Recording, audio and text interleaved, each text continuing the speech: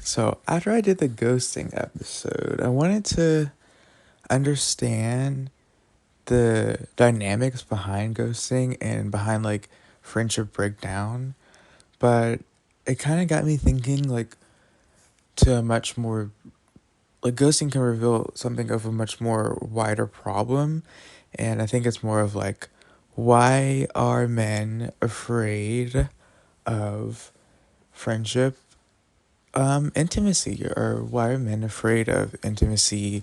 Why do we avoid friendship intimacy, or as Shasta Nelson terms the word is frientimacy? Why are we more avoidant? Why do we avoid these things? Um, and I don't have a clear cut answer, but I think I can like sort of find the answer as I talk today, as I talk through this. I think I can sort of or find some points that are important. And I think it's has a lot more to do with a deeper identity problem. It's more of like an identity problem. Um, by identity, I mean like how men view themselves and how they view their role in society. I think it has a lot more to do with that, and how that can lead to a fear of just intimacy, or a fear of getting too close to another guy, a fear of those things, a fear of people deeming their friendship as a romantic relationship. And this episode, well, I want to have like a disclaimer. This episode is not to disrespect anyone of a sexual orientation, but this episode is to raise awareness to why men can be afraid of friendship and just to have friendship in their life. And I think it has a lot more to do with just an identity problem has that is just very, I guess I would say, very pervasive. So, as another disclaimer, I'm going to be talking about trauma and the influence of trauma on, I guess, in childhood, or just when you're traumatized as a child, or when you grow up being rejected by other boys, then you create this internal, I guess, identity that avoids any type of intimacy with men, because that's you learn to protect yourself. But I will get that to that later in the episode. I'm just gonna like kind of go through some points that I think are valid. So I think men, well, I guess boys, are taught from a young age that vulnerability is a weakness, and that it is something that you when when you're like raised, you're kind of like told that this natural part of you and part of your identity, this this emotional part of you, this part of you that cares deeply for others, and this part of you that is very emotionally aware and very sensitive and wants to be open to the world, that part of you must be cut off or split off. And this happens like at a really young age, where you can't decide whether or not you can't decide this. You're just basically this is forced upon you. And a lot of my inspiration, like a lot of my writing inspiration, comes from bell hooks. and she's super awesome. She wrote this book called The Will to Change: Men, Masculinity, and Love, and I recommend. I'm going to recommend my friends on Men's Couch read this, well, if they want to, but it's so eye-opening about how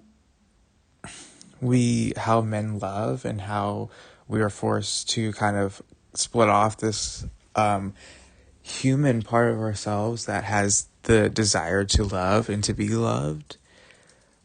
And that goes into, if you connect to that, the fear of friendship or the fear of getting too close, then that is, if you're going to be afraid of that because you are forced to split off a part of yourself when you're so young and you don't have like the awareness to change that.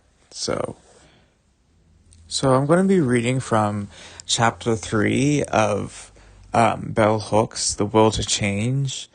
So I'm going to start. So, boys are not seen as lovable in patriarchal culture. Sorry, I cannot say that. Patriarchy. Even though sexism has always decreed that boy children have more status than girls, status and even the rewards of privilege are not the same as being loved. Patriarchal assaults on the emotional life of boys begins at the moment of their birth. I want to focus on this last sentence. It says, patriarchal assaults on the emotional life of boys begins at the moment of their birth. So if we tie this into the conversation today, we see that at the very beginning, when boys are infants, it says that the emotional life is basically taken away. So if we just carefully examine that and examine how a young boy's vulnerability and emotional life is taken away, then we can understand how that influenced their adult male friendships. So another point she says is, most patriarchal fathers in our nation do not use physical violence to keep their sons in check. They use various techniques of psychological terrorism, the primary one being the practice of shaming. And this is an important point. This is the primary one being the practice of shaming. That's so important because I talk so much about shame on Men's Couch and how men develop like a shame-based identity based on, I guess, how they are brought up. And usually shame-based identity means that you have to hide or cut off certain emotional parts of yourself because you that's how that it was shamed out of you. It was told that this is just not, you're not man enough with these parts of yourself. And I think it's so important what Bell Hooks, I think this book is so important, and it's so eye-opening how she talks about how like men develop a shame-based self. And I talk about that sometimes. I talk about why do we develop this sense of, I guess, on the inside we feel are not man enough, but on the outside we try to hide that fact by doing all these things, and sometimes that is so the setup, and I was listening to a podcast yesterday, the setup of patriarchy is that men do have privilege in society. There's no denying that men do have privilege, but just because that men have like privilege It doesn't mean that the system of patriarchy is healthy by any means. And I think we're starting to understand that as the years go on. I'm seeing, just a lot of talk about, I guess, the effects of patriarchy, and you kind of see that in pop culture. If you think of Barbie, the movie, you kind of see that they use humor to make fun of male patriarchy. But that's not what this episode is about. This episode is about how that ties into male friendship and how and our ideas of love and intimacy, how does that tie in? How does like the the cage of patriarchy influence men's ideas of love and intimacy and how they relate to each other? The author, Terrence Real, goes on to really describe the chronic shame experience that most men feel when it comes to that shame identity and how that affects our friendships and relationships. I'm going to be reading a quote by Terrence Real. So it says, sustaining relationships with others requires a good relationship to ourselves. Healthy self-esteem is an internal sense of worth that pulls one neither into better than grandiosity nor less than shame. Contempt is why so many men have such trouble staying connected. Since healthy self-esteem, being neither one up nor down, is not yet a real option, and since riding in the one down position elicits disdain in oneself and in others, most men learn to hide the chronic shame that dogs them, running from their own humanity and from closeness. And from closeness to anyone else along with it. So this says a lot. If you just pay attention so much to just this, especially the second half of the quotes. So it says, most men learn to hide the chronic shame that dogs them, running from their own humanity and from closeness to anyone else along with it. So that says a lot about friendships and why we're afraid of intimacy. It's because of that, the shame-based self, the shame-based identity, and what we do to run, we're trying to hide from that shame that we feel. And if we're hidden from ourselves, then we're also going to hide from friends, and we're going to feel uncomfortable being with that vulnerability and that closeness. Yeah, it's just, it's a lot. It's a lot to understand. It's a lot to understand the trauma of young boys being forced to split off a healthy emotional part of themselves, and yet developing that chronic sense of shame. Because I see shame as you not living in your authentic identity, and that shame covers.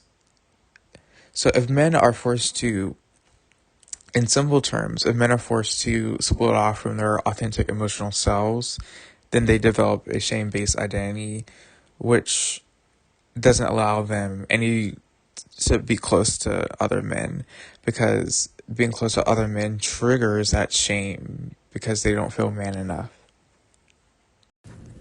So if we see that chronic shame creates that distance, it's just going to be super hard to have a friendship or just develop that intimacy of getting to know someone if they have a shame-based self.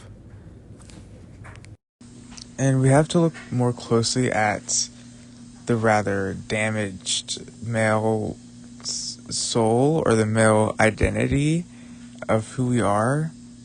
Sorry, my dryer is in the background and it's screeching, but we have to look at that. And Bell Hooks says this clearly. She says, broken emotional bonds with mothers and fathers, the traumas of emotional neglect and abandonment that so many males have experienced and been unable to name, have damaged and wounded the spirits of men. And many men are unable to speak their suffering. So basically, men are not aware of their emotional unawareness. We don't know like what it is that, and this is why I made this like episodes, because to kind of bring awareness and bring it to the surface what is going on, and how can we open that door to at least discussing it, because it's just when men are forced to split off that healthy part of themselves, and when they become an adult, they just don't know what it is that is causing them to be so isolated behind a mask of superiority. Because according to Bell Hooks, patriarchy forces men to isolate themselves and to develop a mask, but behind the mask is the shame-based identity. But this is the deeper work. There are other influences in a man's life that influences their ability to make I would say I don't know what to call it. I guess friendship attachments or healthy friendship bonds. And I'm just going to go through some of the ideas and points. One of them is bullying, and a number of my friends have mentioned their experiences with bullying, and I think bullying kind of gets looked as, well, everyone experiences bullying, so it can't really like affect you, or it doesn't, like, or at least in the present. But the reality is bullying affects many adults, and more importantly, in regards to this episode, it affects men, because men with and I guess this could be like a whole other podcast episode, but for right now, let's just say with bullying, your authenticity and your authentic self is basically just it's stigmatized, for lack of a better word. When you're trying to be your authentic self, say in middle school or around your peers or in high school, and you're rejected or just outright shamed on a daily basis, you are forced to split off that self, because that's not, that you believe that part of yourself, no one will like you. So that is another way that then trust is eroded, because your quote-unquote friends are actually abusing you and bullying you, and that doesn't create any sense of inner security, and you have a lack of trust in humanity. So that is going to not make you want to, or make you avoid intimacy in your male friendships in your present adult life.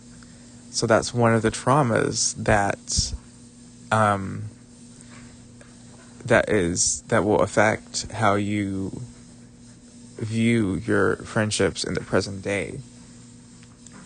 But there's so much of trauma that affects our view of ourselves, and earlier in the episode I did talk about patriarchy and Bell Hooks' description of the male socialization process of how we are raised to sever parts of ourselves that are authentic. And I think if we want to develop intimacy with other male friends, it starts with us. And I'm going to get to that like in a later part of the episode, but for right now, I'm just like going through like what is keeping us away from each other. Like, why are we not able to like why are we not able to get close with one another and have that like. And I think it's also naming it, like I'm doing it in this episode, helps us to be aware of like the issue, because we're not like really aware of it. So it's just so many things that are keeping us, especially with I guess the box that men must live in, or rather the cage that we must live in, of unspoken social rules that keep us have these masculine rules about what one must do to be man enough, or to be seen as man, to be seen as a man, and that like, you know, things that are developed from Western civilization, I guess I would say, and things that all of these laws, unspoken laws about what we have to do. So here's an example of what I mean. I mean, like, you know, boys don't cry, and don't cry, you shouldn't cry. Crying is weak. If you're just like, if you're told that, whether like directly or indirectly, then you're just going to like develop that your identity is going to be developed. Well, vulnerability or any type of emotional closeness is going to be shamed.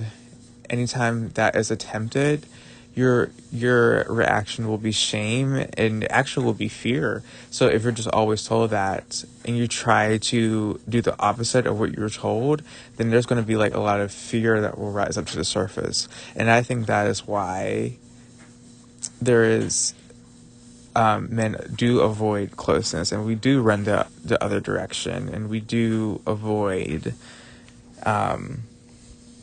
and this is just like a disclaimer, this is still my perspective, so I want my listeners to know that I am just developing my perspective based on what I've researched and what I've read and what I believe is true and important to be included in this episode. And I'll give you kind of like a side story / example. When I was in high school, I was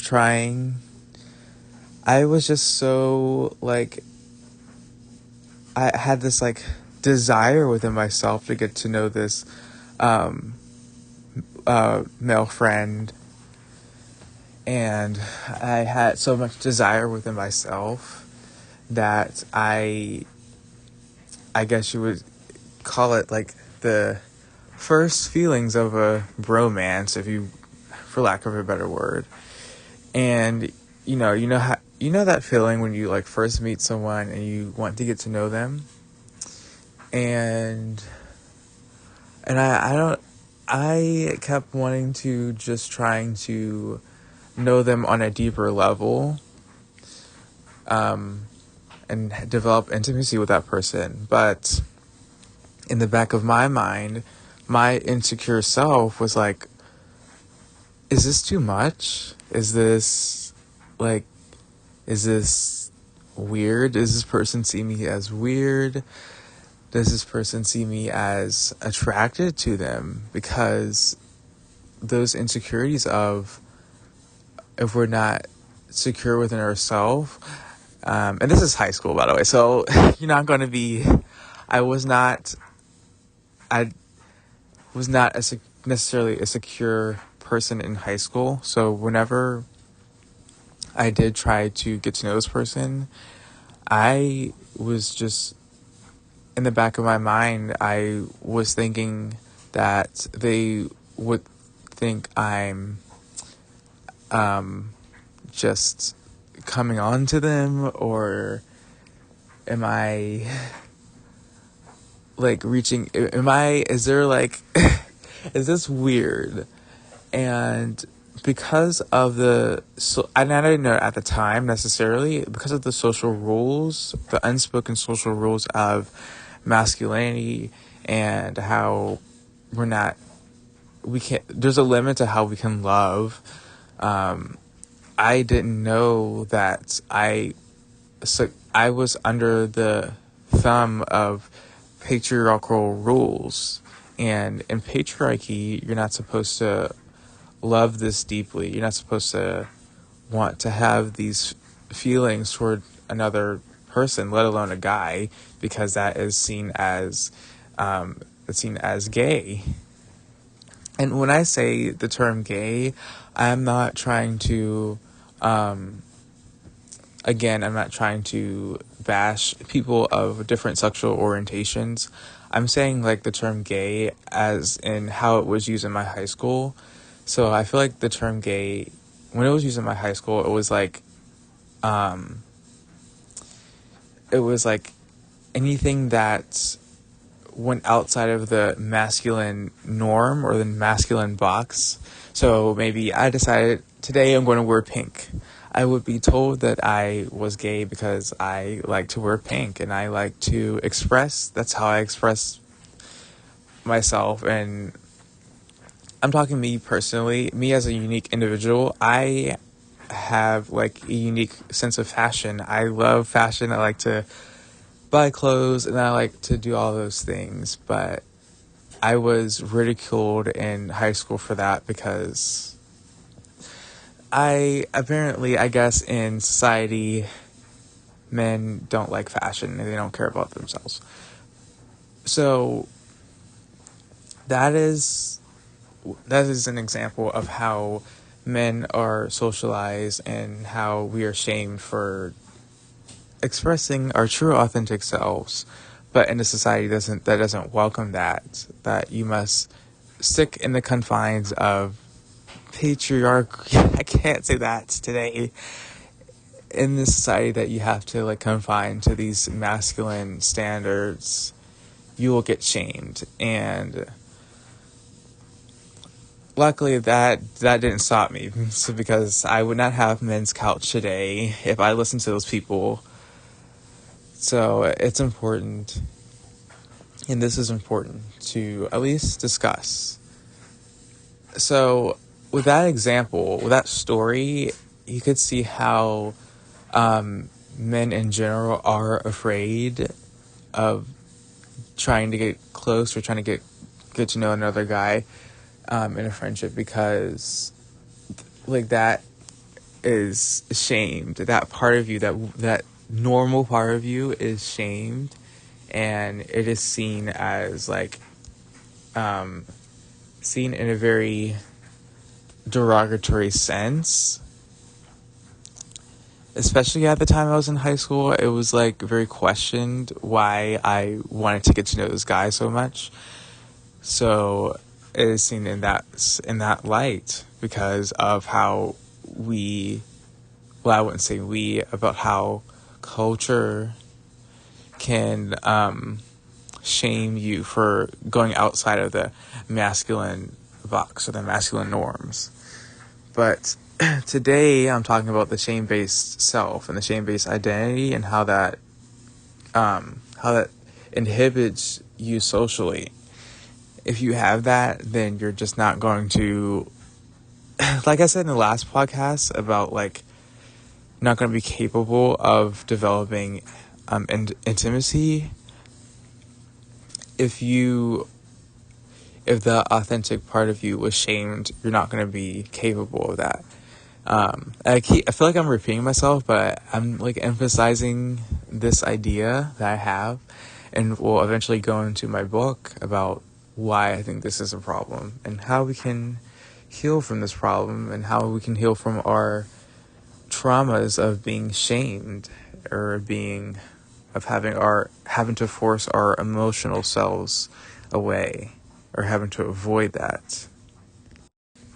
So another aspect of this, I think, is not being seen or not being validated by, or not seen as man enough in the eyes of one's father. And I think that is another huge impact of how men go on to view other men. They see them as competition because you don't feel enough.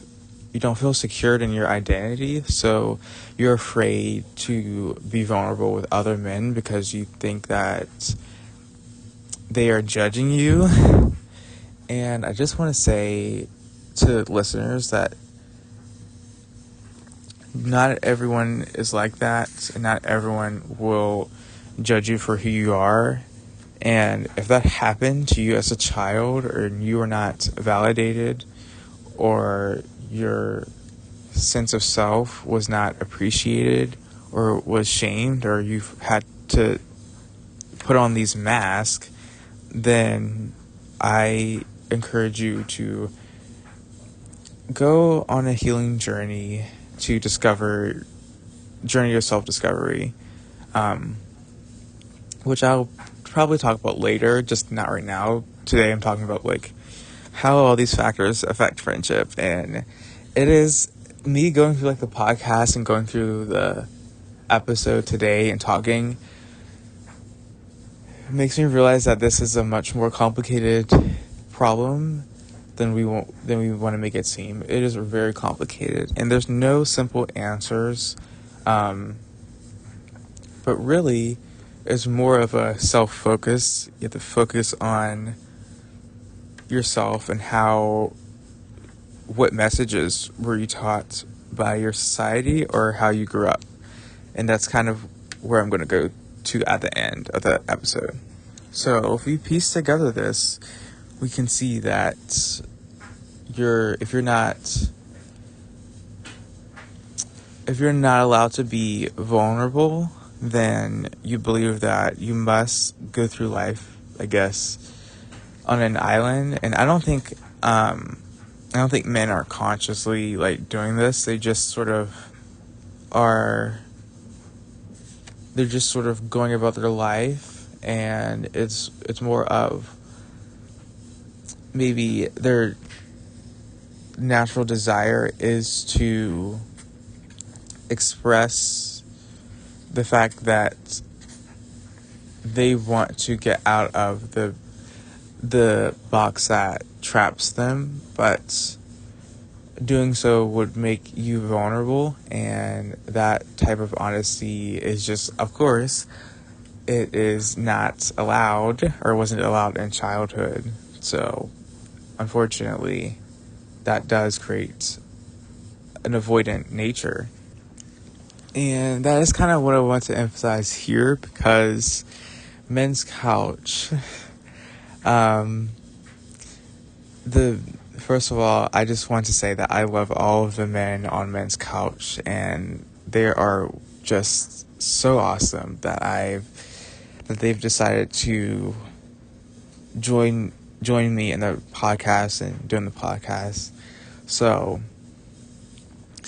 what we do on Men's Couch is the actual opposite of what the masculine box wants us to do, which is to keep everything in, to not show our histories and our traumas, and to not show our weakness.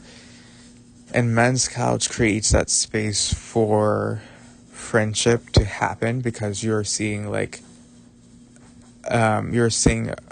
part of, I'm sharing with you a piece of myself that doesn't make me weak. And we believe that on Men's Couch, that it's important to show yourself to the people around you, because if we know each other, then we can create connection and we can create bonds. And I see like aspects of just this masculine self, this masculine mask of invulnerability, meaning that you appear strong and you appear like you have it together. So it's kind of like a pattern. So if let's just pretend that I am going about my, I guess, friendships, and if I don't share things, and if I appear to be strong and try to,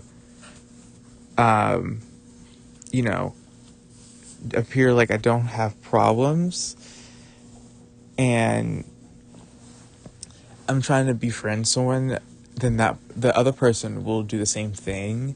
They won't feel comfortable coming to me because I don't share anything. So that person will then go to their other friends, and then they will do the same thing. So it's like it creates a pattern. And to stop the pattern, what I would get to later in the episode, is to have the courage to practice vulnerability and authenticity in your friendships.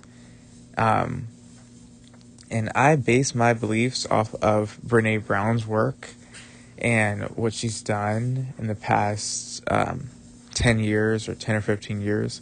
I base my beliefs off of that. Really, it takes a lot of courage to do that, because we feel like we will be rejected. Because if I reveal this part of myself, I am going to be rejected, and people are not going to, they will find the real me to be as shame. It's like, because I was shamed as a child, so these people will shame me now. And now for this one. So, homophobia. I'm going to be reading from a couple of quotes. So just hang tight with me for right now. I'm reading from this book called Man Enough by Frank Pittman. And I think this guy's dead, but I think he was a psychotherapist and studied the masculine identity. So here's a quote. So, the intensity of the fear of sexual contact with boys also makes him withdraw emotionally from boys, lest he be suspect. And this is by Warren Farrell, Why Men Are the Way They Are. That's his book. So, if we just examine this quote right here, is that homophobia is sort of another aspect of men withdrawing emotionally, and that's, I guess that could be like sort of related to like the last episode, because I was talking about like how if you have a friend that ghosted you, then they will withdraw emotionally. So that's kind of what it is. It's relating to like the fear of emotional intimacy makes them withdraw because of an aspect of homophobia and what is and what can't be because of the masculine rules, or I guess patriarchy, according to bell hooks. So this is a quote from Frank S. Pittman. He says, "Most straight men live in the fear of either finding homosexuality in themselves or catching it, and so they don't get as close to one another as they desperately need to get." And so basically it's wrapped around that fear of just getting close to another guy because they are afraid of that will uncover some, I guess, perceived homosexuality, but it's based on fear. It's based on the fear of, again, and also shame, so shame and fear combined, of being found out, or just being, of what intimacy could reveal. But it's not based in reality. It's an irrational fear, because it's based on what we've been taught in society about how men are to be, and how we should be, and how we're not supposed to get close, because that reveals something about our identities. And men are, it's a weird, complicated ball of just yarn. It just, because you want and have a desire to, a natural desire to get close to another guy, because it's like, it's just natural. But you cannot show that, because that will be, you showing that will stir up some fear, and you'll be afraid that people will see you as very feminine, or what Frank S. Pittman says, you will be afraid of being gay, or like that. And this conversation, I realize as I get more and read more and research more of the topic, it's very complex and complicated. So, and it can be very uncomfortable to understand that reality that people have to go through if they haven't healed from these damaging mindsets. It's very, very, it's very uncomfortable. It could be damaging, I guess I would say. So I'm just examining what Frank S. Pittman is saying about this problem. So here, I'm going to read, under the moniker barriers to male bonding. Sorry if I'm my voice, I'm just, throat is hurting today, so bear with me. So Frank S. Pittman says that bonds with other males not only save men's lives, but they are part of what makes life worth living. And yet, just as masculinity training builds in barriers against partnerships with women and nurturing relationship with children, it sets up barriers even to our bonding with other guys. So, he's basically saying that, he's basically saying that that there are barriers to what men are capable of, and men's emotional capacity, because of what was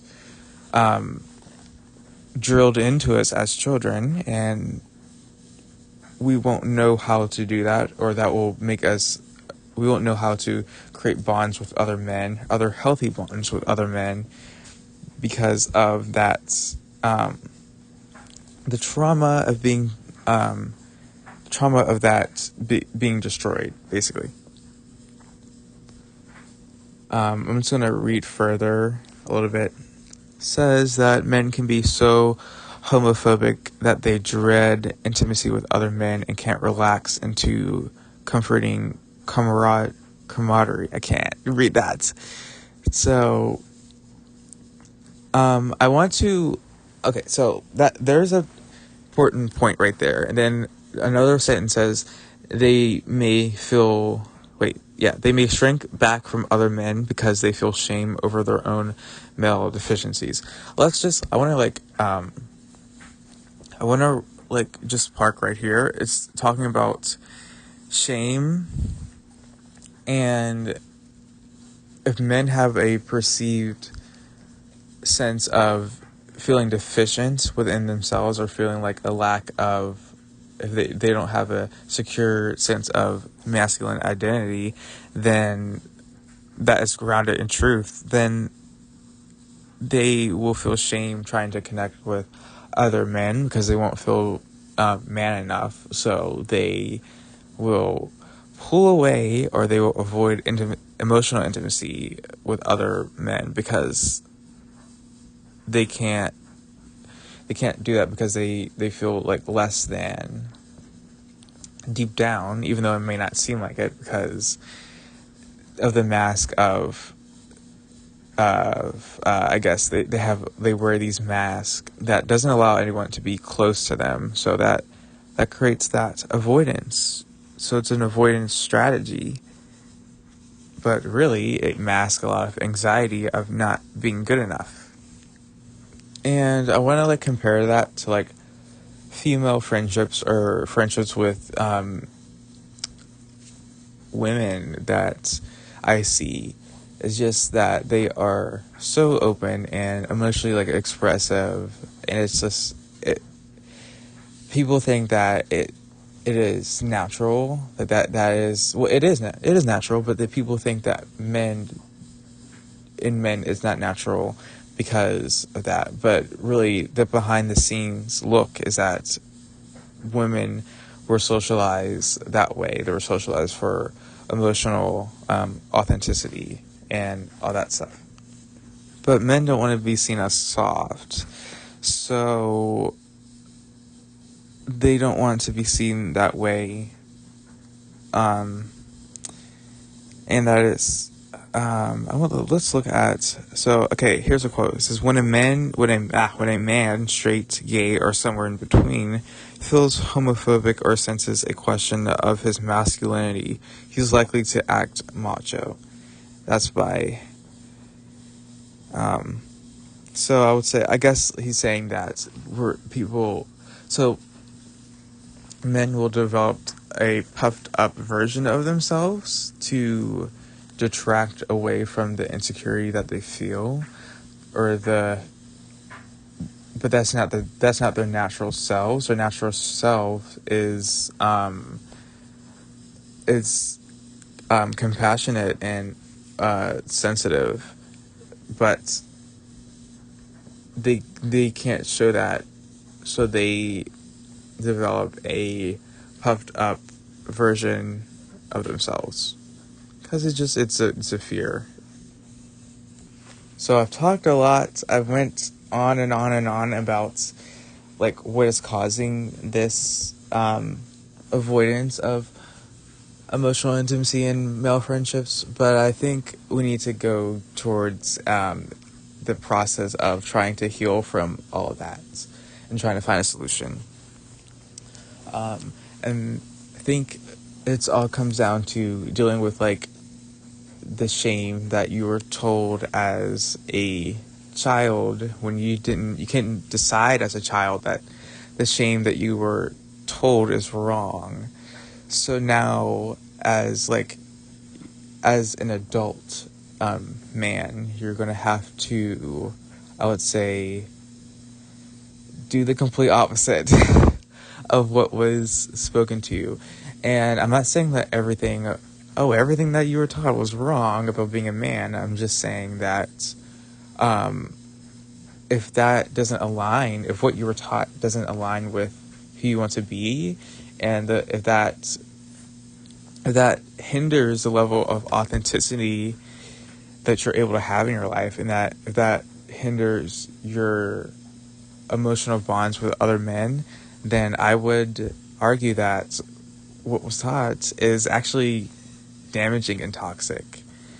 And I think that is more of a reality that needs to be faced and must be brought up to the surface. So I guess I can kind of talk about a little bit about myself. So of course I'm going to say this in every episode, I have done years of work in therapy, and that's helped me deal with my avoidant tendencies, because I'm going to be honest, my unconscious or my natural default tendency is to just sabotage intimacy and just assume that this people don't like me, and that people are secretly judging me for all of my perceived flaws that I have. And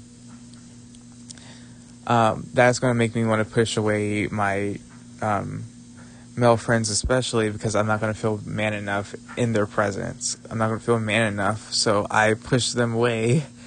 And or I will do what I did, like what I talked about in the last episode, like ghost. I will ghost them because I don't feel good enough in their presence. And I just will create distance, or I will put on a mask of not trying to let anyone see the parts of me that are the true me.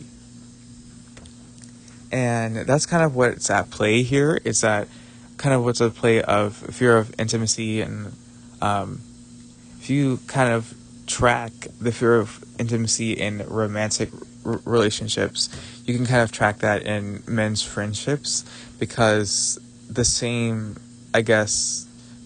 mechanisms work in friendships. I'm not, obviously a romantic relationship is not the same as a friendship, but it can be kind of the same factors that lead to the fear of intimacy also affect men's friendships. And whoa, I didn't mean for this episode to be long, but there's just so much to unpack here, and I might have to make a part 2 of this, or invite the other guys to talk about this, about, hey, like, what makes you, like, afraid or avoid friendship, and why are we so afraid to be vulnerable? So I think that's kind of what's at play here. I guess this episode is like the why behind it, but also is to examine this, to just talk about it, because I think for me, talking about this problem, helps to understand it better. And can't arrive at a perfect solution.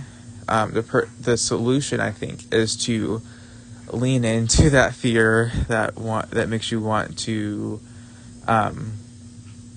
hide yourself, but also examine that fear, examine where it comes from.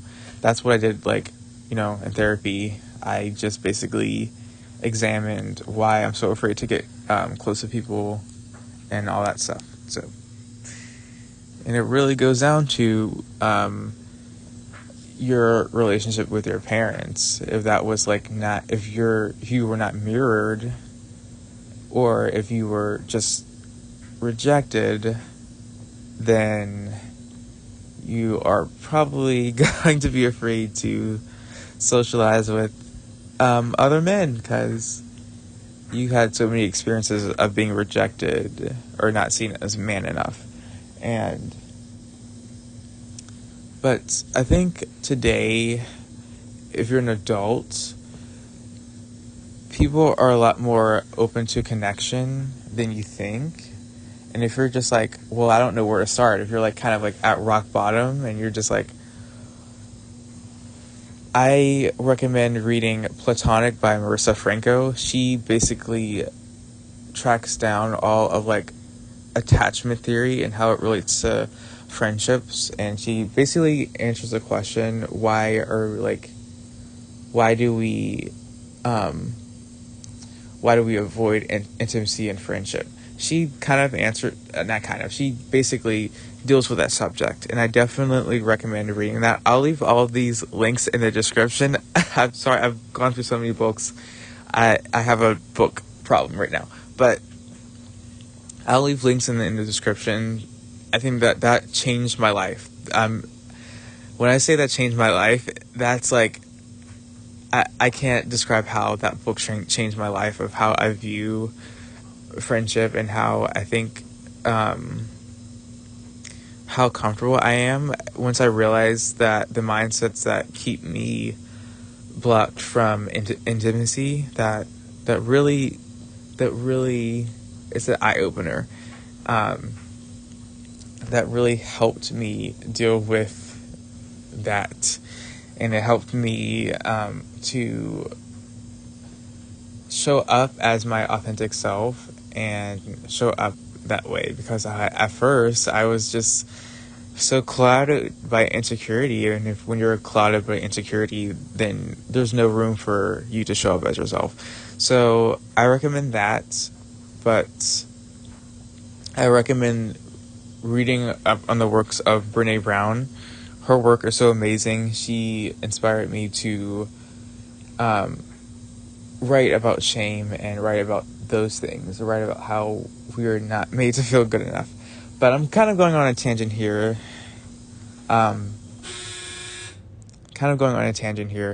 Sorry, that was my dryer. But really, the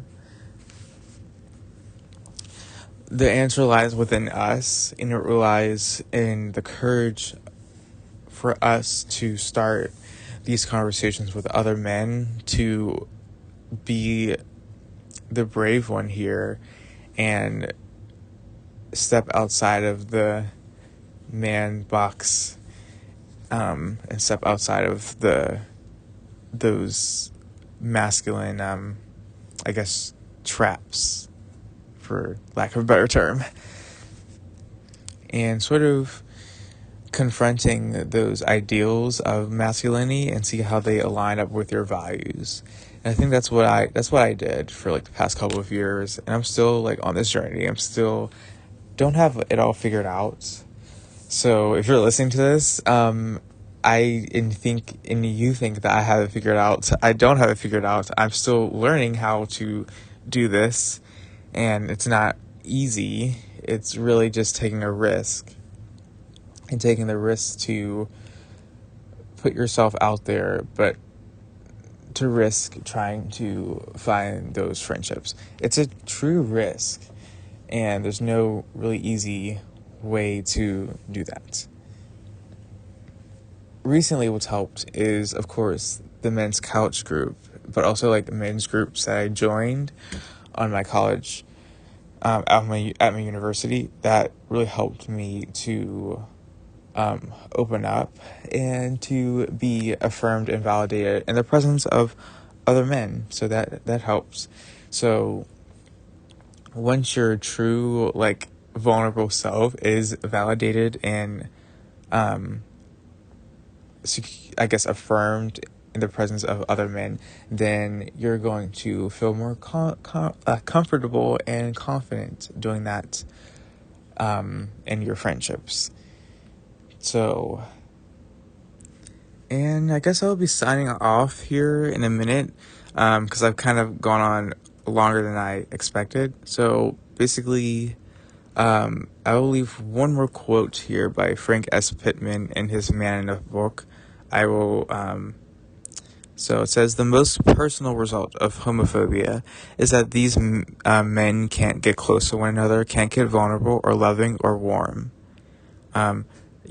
There are men who can't hug their best friends or even their fathers or sons, and they, and they then try to impose the hardness of their lives on other men. So that is that quote. So I've talked enough in this episode. I hope to talk more about this subject. It was very draining. I'm probably going to go to sleep after this, but that's what I hope to write about and hope to discuss in the future. Well, I hope, my listeners, that you have a great day, and I will see you soon.